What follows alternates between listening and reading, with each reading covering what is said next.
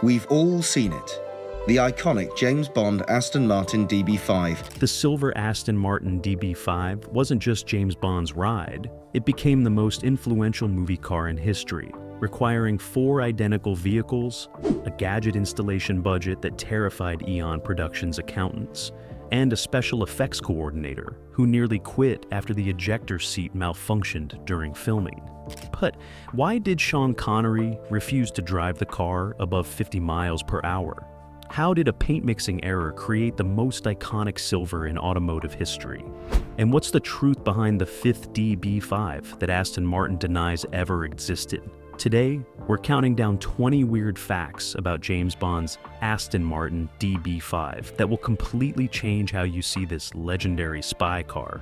From gadget disasters to auction conspiracies, these revelations might just blow your mind. So buckle up, hit that like button if you love classic cars and Bond films, and let's accelerate into the secrets behind this British icon. Number 20, 4 DB5s were built for Goldfinger, not 2. These aren't for the road. We deliver these cars not as a road-going car. You have your... The official Aston Martin story claims 2 DB5s were built for Goldfinger in 1964. This is carefully managed fiction. Eon Productions actually commissioned 4 identical cars. The decision came from harsh lessons learned on earlier Bond films. Dr. No's Sunbeam Alpine had broken down repeatedly. From Russia with Love's Bentley proved unreliable. Director Guy Hamilton demanded redundancy. He needed backup cars. Aston Martin reluctantly agreed to build 4. The base cars came from their Newport Pagnell factory. Each cost £4,200, approximately $120,000 in today's money. But these were just starting points. The special effects modifications would cost 5 times more. 2 cars received full Gadget installations. Functioning machine guns, operating smokescreen, working tire slashers. These were the hero cars for close-ups and demonstration scenes. The 3rd car was a stunt vehicle, reinforced frame, modified suspension, stronger bumpers, no functional gadgets but built to survive crashes and jumps. The 4th car's purpose remained classified in production documents. Industry insiders believe it served as a parts donor. When hero cars needed repairs, components came from the 4th vehicle.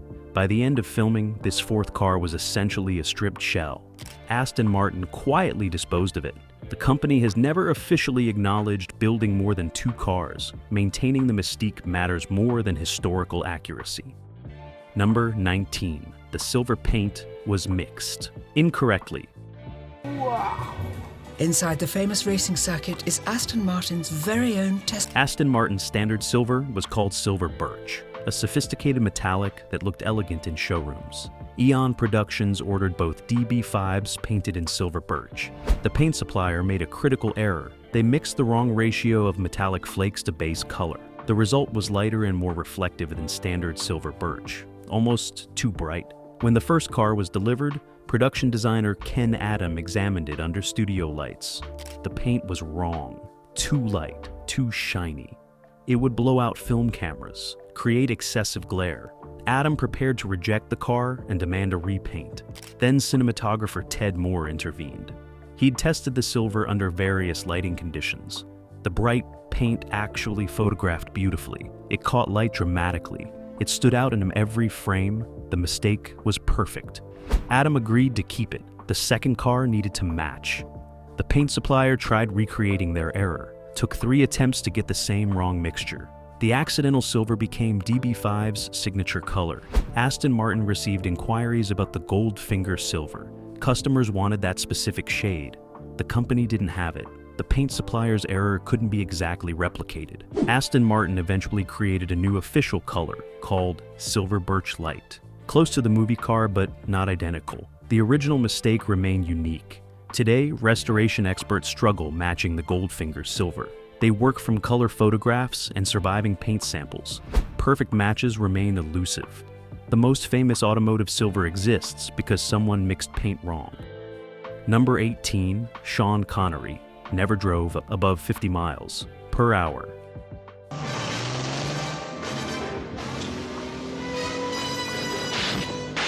Sean Connery was a competent driver, but not a performance enthusiast. The DB5's power intimidated him. The car produced 282 horsepower, serious performance for 1964. Top speed exceeded 140 miles per hour. Connory had no interest in exploring that capability. His contract specified a 50-mile-per-hour maximum. Anything faster required stunt drivers. This limitation affected how driving scenes were filmed. The famous Alpine road sequence used careful cinematography. Close-ups showed Connory at moderate speeds. Wide shots showing aggressive driving used stunt driver Jerry Crampton. The editing intercut the footage seamlessly. Audiences believed Connory was driving at high speeds. He never exceeded 50. The restriction frustrated director Guy Hamilton. He'd envisioned Bond driving the DB5 with aggressive confidence. Connory's cautious approach didn't match that vision. Hamilton tried convincing Connory to push harder. Connory refused. He understood his limitations. High-performance driving required skills he didn't possess. Attempting it would be dangerous and unprofessional. The production adapted. Crampton handled more driving than originally planned. His skills made the DB5 look properly fast and dangerous. Connory focused on acting, looking cool while Crampton did the actual driving. The division of labor worked perfectly. Modern audiences watching Goldfinger assume Connory performed his own driving. He was a passenger in many of those scenes. The DB5's performance came from Crampton's expertise, not Connory's throttle foot. Number 17. The ejector seat malfunctioned and nearly killed a stuntman.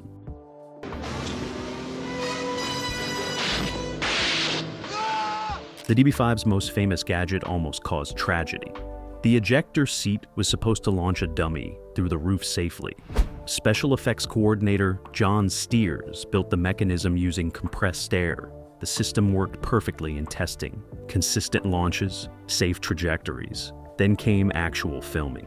The scene required ejecting actor Michael Mellinger playing a villain. Obviously, they'd use a dummy. Mellinger would exit the car between takes. The dummy would replace him. Cameras would roll. Ejection would occur. Simple. Except Steers made a catastrophic error. He'd calculated dummy weight at 160 pounds. The actual dummy weighed 210 pounds, 50 pounds heavier than planned. Nobody verified the weight before filming. The cameras rolled. Steers triggered the ejector seat. The compressed air fired. The heavier dummy didn't launch as predicted. Instead of a clean vertical ejection, it went sideways. The dummy crashed through the side window instead of the roof panel. Glass exploded everywhere. The dummy tumbled across the pavement. If Michael Mellinger had been sitting there, he'd have been killed instantly. The incorrect trajectory would have slammed him into the door frame, broken his neck. Filming stopped immediately. The stunt coordinator examined the mechanism, discovered the weight discrepancy. Steers was devastated. His error nearly caused a fatality. The ejector seat was completely rebuilt, tested extensively with the correct dummy weight. Subsequent launches worked perfectly, but the near tragedy haunted Steers throughout production. Number 16. The machine guns were real Brownings, modified for blanks.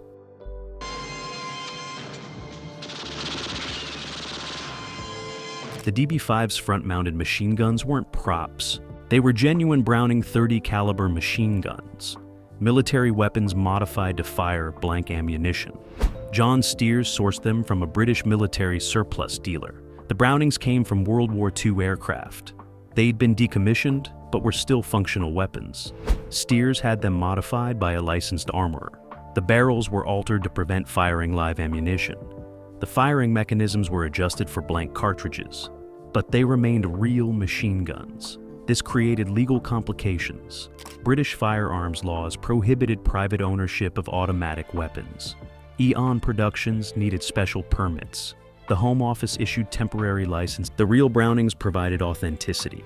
When they fired, the muzzle flash was genuine. The sound was real. The mechanical operation looked convincing. Prop guns couldn't match that realism. The decision to use real weapons justified the legal headaches. However, one close call occurred. A blank cartridge's wadding set fire to a props department wooden crate.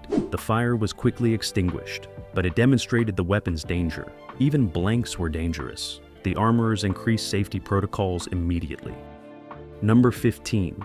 The tire slashers destroyed 6 sets of tires. During filming, oil slick, rear bulletproof screen, and left and right front wing machine gun. The extending tire slashers looked simple, Blades would emerge from the wheel hubs, slice enemy tires during pursuits. John Steers built them using spring-loaded mechanisms.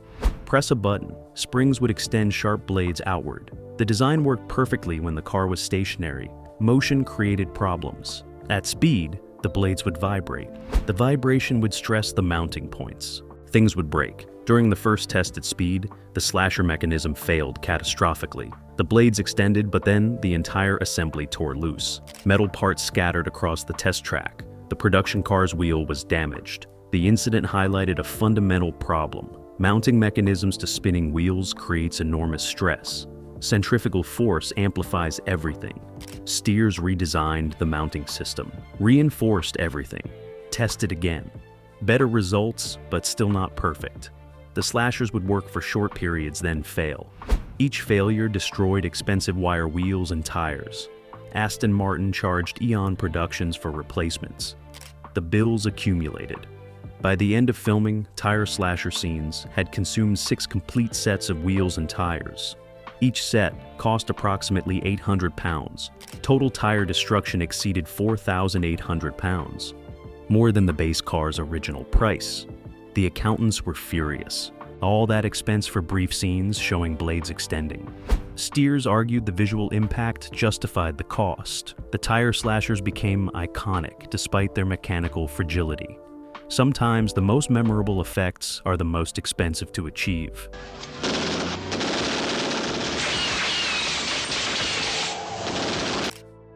Number 14, Aston Martin initially refused to provide cars. And Eon Productions approached Aston Martin in early 1963. They wanted to feature the DB5 in their new Bond film. Aston Martin's directors rejected the proposal. Their reasoning was snobbish and short-sighted. James Bond was commercial entertainment. Aston Martin built motor cars for discerning gentlemen. The association would cheapen their brand. They'd rather sell fewer cars to the right people than become popular with the masses. Eon's producers were stunned. Free exposure to millions of viewers seemed valuable. Aston Martin didn't see it that way. Negotiations stalled for months. Finally, David Brown, Aston Martin's owner, overruled his directors. He understood marketing better. The Bond Association would be brilliant publicity. Brown personally approved providing 2 DB5s. His directors remained skeptical. They thought he was making a terrible mistake. The cars were delivered to EON in April 1964. Filming proceeded. Goldfinger premiered in September. The response was immediate and overwhelming. Aston Martin dealerships were flooded with inquiries. Everyone wanted the Bond car. Sales increased dramatically. The DB5 became Aston Martin's best-selling model. The directors who'd opposed the Bond partnership looked foolish. David Brown was vindicated completely. The Bond Association saved Aston Martin. The company had been struggling financially. The publicity from Goldfinger brought customers and revenue. Aston Martin's directors never admitted their error, but they enthusiastically supported future Bond partnerships. Sometimes visionaries see opportunities that traditionalists miss. Revolving number plates, naturally. Valid all countries.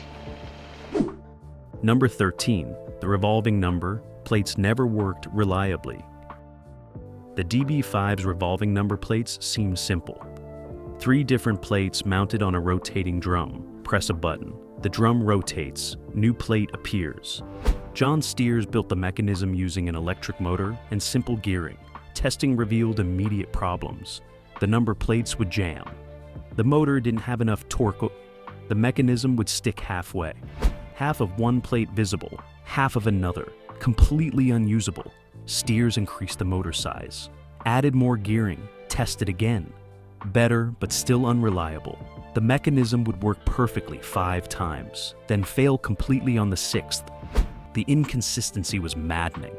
Filming required absolute reliability. They couldn't attempt a take not knowing if the plates would rotate properly. Steers eventually built 3 separate plate rotating systems.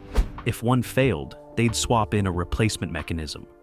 The backup approach worked but was expensive and time-consuming. Each mechanism cost over £200 to fabricate. 3 systems totaled £600. All that expense to show number, plates changing. The filmed sequences required multiple takes. The plates would fail. They'd stop, install a backup mechanism, try again. The simple-looking effect required hours of preparation. Modern viewers watching Goldfinger see smooth number plate transitions. They have no idea how many mechanisms failed to achieve those brief shots. Sometimes the simplest effects create the biggest headaches.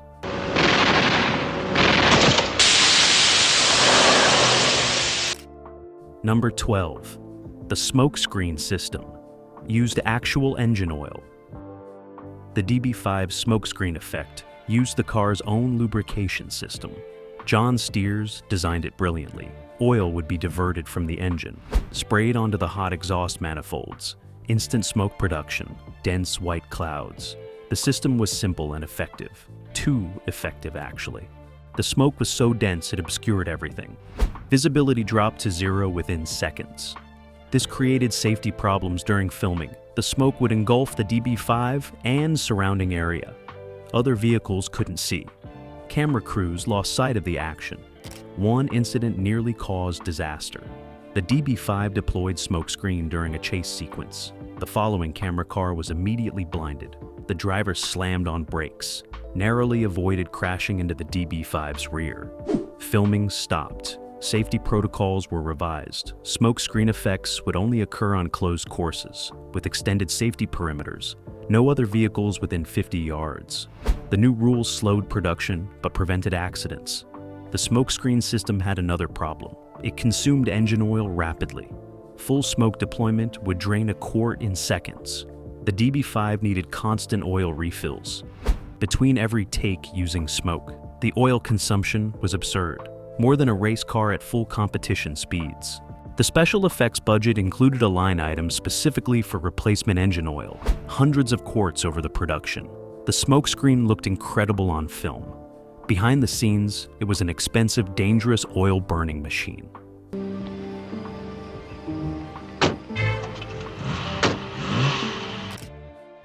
Number 11. One DB5 was stolen and never recovered. In 1997, one of the original Goldfinger DB5s was stolen from an airport hangar in Florida. The car was en route to a display event. Thieves broke into the secure hangar, bypassed alarms, loaded the DB5 onto a trailer, disappeared completely. The theft was sophisticated and professional. Security footage showed two people, faces obscured. They knew exactly what they were doing, moved quickly and efficiently. Police investigated extensively. The DB5 was worth approximately $300,000 at the time. High-profile theft, international attention, no leads emerged. The car vanished, no ransom demands, no attempts to sell it. Just gone. Theories proliferated. Some suggested Middle Eastern collectors hired the thieves. The car went to a private collection where it remains hidden. Others believed it was dismantled, parts sold separately to collectors who didn't ask questions. The most elaborate theory involved industrial espionage, a competitor stealing the car to examine Aston Martin's construction techniques. Unlikely but possible. 26 years later, the DB5 remains missing. Periodic rumors surface. Someone claims to have seen it. Every lead goes nowhere. Interpol maintains an active file. The car is in their database of stolen art and collectibles. If it ever appears publicly, authorities will be notified. The stolen DB5 has become a legend. The Bond car that disappeared like something from a Bond film. Worth millions today. Sitting somewhere unknown? Perhaps in a climate-controlled garage. Perhaps disassembled in boxes. Perhaps destroyed decades ago. The mystery endures.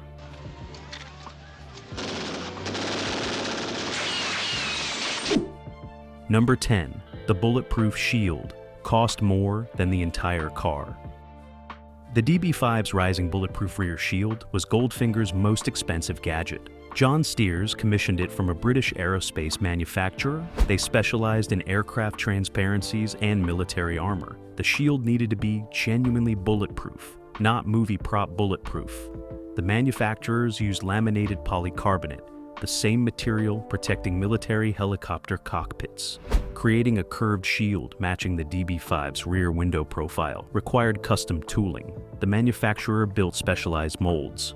The process took 6 weeks. The first shield cost £9,000, more than twice the DB5's base price of £4,200. Eon Productions was shocked. £9,000 for a piece of plastic? The manufacturers explained patiently. This wasn't ordinary plastic. Bulletproof polycarbonate capable of stopping 9mm rounds required precise engineering. The curved shape added complexity. Standard flat panels were cheaper. Custom curves were expensive. Eon reluctantly paid, then discovered they needed 2 shields, one for each hero car, plus spares in case of damage. Total shield costs exceeded £20,000. The accountants were apoplectic. The bulletproof shield appears on screen for approximately 15 seconds. £20,000 for 15 seconds. The cost per second was astronomical, but the visual impact was undeniable. The shield rising from the trunk looked impressively high-tech. Audiences loved it. The expense was justified by audience reaction. Sometimes the most expensive elements create the strongest impressions. The shield became one of Bond's most memorable gadgets despite its brief appearance. You'll be using this Aston Martin DB5 with modifications. Number 9. Sean Connery kept the dashboard phone as a souvenir. The DB5's car phone was cutting-edge technology in 1964. Mobile phones barely existed. Having one in a car was science fiction for most people. John Steers installed a functioning telephone system in the Hero DB5. It was hardwired, not truly mobile, but it worked on set using special transmitters. Sean Connery was fascinated by the phone. He'd never seen mobile telephone technology before. Between takes, he'd play with it, making fake calls, pretending to order lunch. The crew found it amusing. When Goldfinger rapped, Connery asked to keep the phone. Eon Productions said no. The car and all equipment belonged to Aston Martin and the production. Connery persisted. He offered to buy it. Eon still refused. The phone was part of the DB5's equipment. Removing it would damage the car. Connery waited until the final day of production. During the wrap party, he quietly removed the phone from the DB5. Nobody noticed until the next day. The props department discovered it missing. They knew Connery took it, confronted him. Connery claimed it was a fair souvenir. He'd made the car famous, deserved a memento. Eon's producers debated pursuing it, finally decided it wasn't worth the conflict. Connery kept the phone. It sat in his home office for decades. He'd show it to visitors, explaining its history. In 2005, Connery donated it to a Bond memorabilia auction. It sold for £43,000. Not bad for a stolen telephone.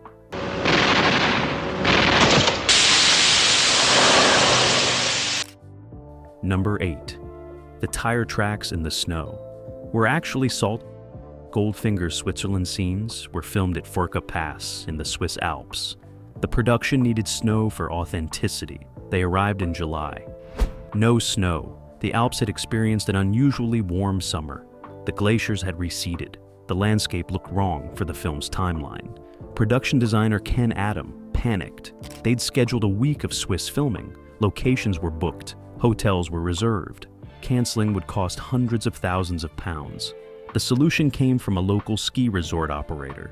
He suggested using salt. Rock salt spread on the ground looked like snow from a distance. Close-ups would reveal the deception, but wide shots would work. The crew purchased tons of rock salt from chemical suppliers. They spread it across the mountain roads, created artificial snowfields. From 50 feet away, it looked convincingly like snow. The DB5's chase sequence was filmed on salt-covered roads. The tire tracks cutting through white salt appeared to be snow tracks. Nobody watching Goldfinger realizes they're seeing salt. The deception was perfect, but the salt created unexpected problems. It was corrosive. The DB5's undercarriage began corroding immediately. Salt accelerated rust formation. After 3 days of filming, the car's chassis showed significant corrosion. Aston Martin's technicians were horrified. They demanded the car be returned immediately for treatment. Anti-corrosion measures were applied, but damage had occurred. The Furka Pass filming left permanent scars on the DB5, invisible to cameras but real nonetheless. Stolen in 1997 and believed to be destroyed, so this is the sole survivor. Number 7. The DB5's actual top speed was never tested. Aston Martin claimed the DB5 could exceed 140 miles per hour. This was manufacturer's estimation, not the verified testing. The Goldfinger cars were never driven at top speed. Nobody knew their actual maximum velocity. The special effects modifications added significant weight. The gadgets, reinforced components, and additional equipment totaled approximately 400 pounds. This weight reduced performance. The DB5's power-to-weight ratio was significantly compromised. Top speed was certainly lower than stock cars. How much lower? Unknown. The production never tested it. They had no reason to. The filming required impressive acceleration and handling, not maximum speed. The chase sequences topped out around 70 miles per hour, fast enough to look dramatic, not dangerous enough to risk expensive equipment. Decades later, classic car enthusiasts debated the modified DB5's true performance. Some estimated top speed around 120 miles per hour. Others suggested closer to 110. The weight penalty was substantial. In 2010, a collector who owned one of the original cars considered testing it. His insurance company absolutely forbid it. The car was worth over £2 million. High-speed testing could destroy it.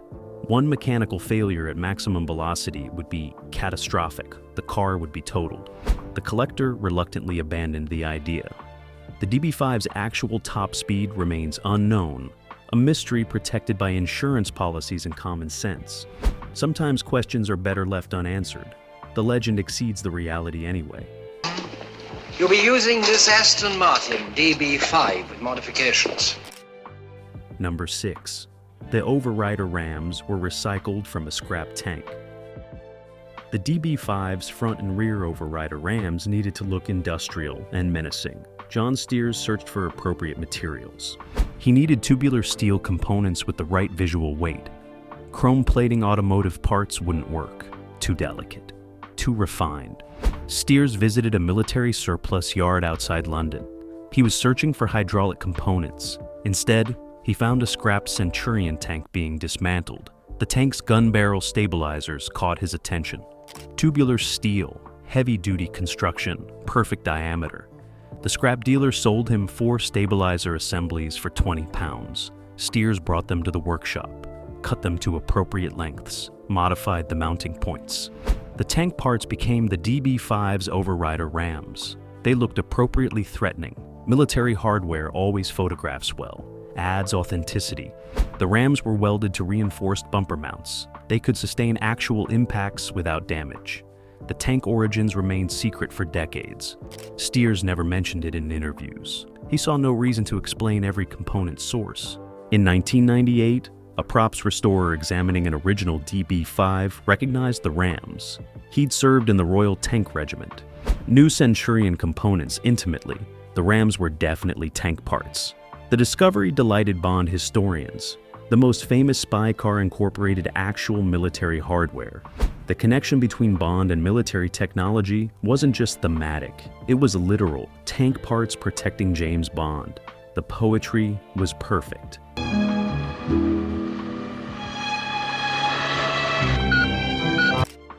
Number 5. One car was secretly kept by Aston Martin.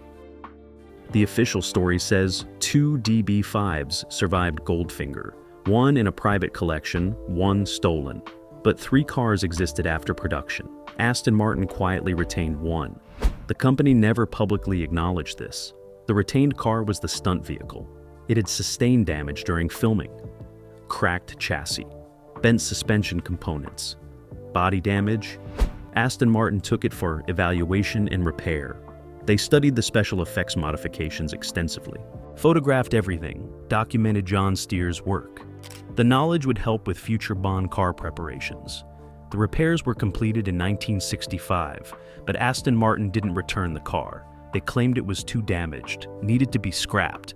Eon Productions accepted this explanation. They had other DB5s, didn't need the damaged stunt car. Aston Martin stored it at Newport Pagnell, in a restricted area, not for public viewing. Company executives would occasionally show it to special guests, a secret piece of history. In 1997, when the Florida DB5 was stolen, rumors circulated. Aston Martin might have a third car. The company denied everything. No third car existed. They maintained this position for years. Then, in 2018, a former Aston Martin employee broke the silence. He'd worked at Newport Pagnell. He'd seen the stunned DB5 in storage, photographed it secretly, published the photos online. Aston Martin's deception was exposed. The company finally admitted the car existed, claimed it was too damaged for public display. The revelation changed DB5 history. 3 cars survived, not 2. One en route. It has not been perfected out of years of patient research entirely. Number 4, the gadgets were designed by a NASA engineer. John Steers gets credit for building the DB5's gadgets, but the actual designs came from someone unexpected. Frank Robinson, a British engineer who'd worked on NASA's Mercury program. Robinson was visiting family in England during 1963. A friend connected him to Eon Productions. The producers were struggling with gadget concepts. They had ideas but no engineering knowledge. How would things actually work? Robinson offered to consult. He'd designed life support systems for spacecraft. Car gadgets seemed simple by comparison. Robinson spent 2 weeks with the production. He sketched mechanisms, explained engineering principles, showed how concepts could become reality. The ejector seat was his design, based on aircraft emergency systems. The tire slashers adapted helicopter blade mechanisms. The smokescreen used principles from military countermeasures. Robinson's NASA background influenced everything. The gadgets had authentic engineering, not just movie magic. Steers built them following Robinson's specifications. Robinson requested no credit. He was still employed by NASA contractors. Consulting on British films might cause problems. His contribution remained secret. Eon paid him £2,000, good money for 2 weeks' work. Robinson returned to America, never discussed his Bond involvement. The story emerged decades later. A historian researching Cold War aerospace programs discovered Robinson's consulting work, interviewed him before his death in 2006. Robinson was proud of the DB5. His spacecraft engineering had created cinema's most famous car gadgets. Number 3. The original purchase agreement is still disputed. Who actually owns the surviving DB5s? The legal situation is complicated. When Aston Martin provided the cars in 1964, the agreement was verbal. David Brown and Eon's producers shook hands. No formal contract existed. The understanding was simple. Aston Martin would provide cars. Eon would return them after filming. Both parties would benefit from the publicity, but nothing was written down. After Goldfinger's success, the car's value skyrocketed. Suddenly, ownership mattered. Aston Martin claimed the cars were loans. They still owned them. Eon argued the cars were provided for modification. Once modified, they became Eon's property. The dispute simmered for years. Neither party pushed aggressively. The cars were in various hands. Tracking ownership was complex. In 2010, a DB5 came to auction. Both Aston Martin and Eon Productions filed ownership claims. The auction house froze the sale. Lawyers examined the situation. No documentation existed proving original ownership. Aston Martin's records showed cars delivered, but not sold. Eon's records showed cars modified at their expense. The legal question was fascinating. If you modify someone else's property extensively, does it become yours? British property law offered no clear answer. The dispute settled out of court. Terms were confidential. The auction proceeded. But the fundamental question remained unanswered. Who owned the original DB5s? Legally, nobody knows. The handshake deal that seemed simple in 1964 created permanent ambiguity.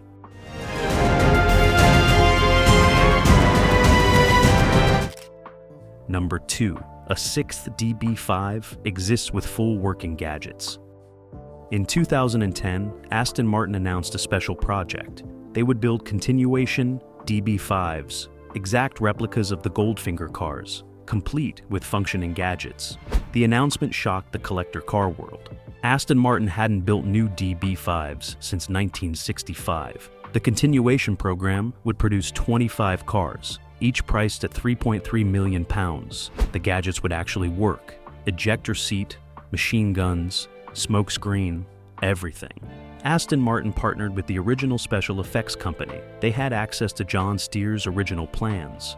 Modern technology made the gadgets more reliable. The ejector seat used pneumatics instead of compressed air. The machine guns were sophisticated replicas, firing blanks safely and consistently. The smokescreen used theatrical fog instead of burning oil. Each continuation car took 8 months to build. The first car was completed in 2018. Aston Martin kept it, designated it as the company demonstration vehicle. This sixth, fully functional DB5 tours the world, appears at motor shows, corporate events, Bond anniversary celebrations. The gadgets are demonstrated regularly. Audiences watch the ejector seat launch. The machine guns fire. The smoke deploys. Everything works perfectly, better than the original 1964 cars ever did. Modern engineering solved problems Steers struggled with. The sixth DB5 represents what the original could have been. Perfect execution of imperfect ideas. Collectors who bought continuation cars own the ultimate Bond vehicles. More functional than the film cars, more reliable, more impressive. The circle is complete. Number 1. The DB5 changed automotive marketing. Forever. Before Goldfinger, product placement in films was crude. Companies paid for visibility. Their products appeared briefly, usually in background shots. The relationship between film and product was transactional. Goldfinger changed everything. The DB5 wasn't background. It was integral to the story. The car was a character. It had personality. It saved Bond's life multiple times. This wasn't product placement. This was product integration. Aston Martin didn't pay for the privilege. They provided cars and benefited from association. The relationship was symbiotic. Both parties gained value.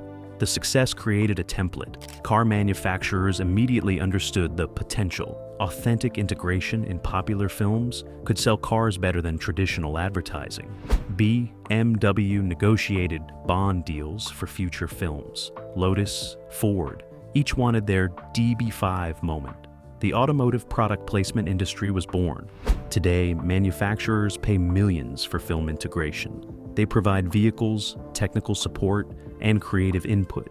The financial arrangements are complex, sophisticated. Goldfinger's handshake deal evolved into entire departments managing entertainment partnerships. Marketing professors study the DB5 as the pivotal moment, when product placement became product integration, when cars became characters. The 1964 Aston Martin changed cinema marketing, changed automotive advertising, changed how companies thought about entertainment partnerships. All because David Brown said yes when his director said no. One decision, one car. Everything changed. That's the DB5's true legacy. James Bond's DB5 transformed from reluctant product placement into automotive immortality through paint accidents, NASA engineering, and legal disputes that remain unresolved. Its journey from David Brown's gamble through theft, hidden cars, and continuation models proves that sometimes the most legendary vehicles are born from handshake deals and happy accidents. That's British automotive espionage at its absolute finest.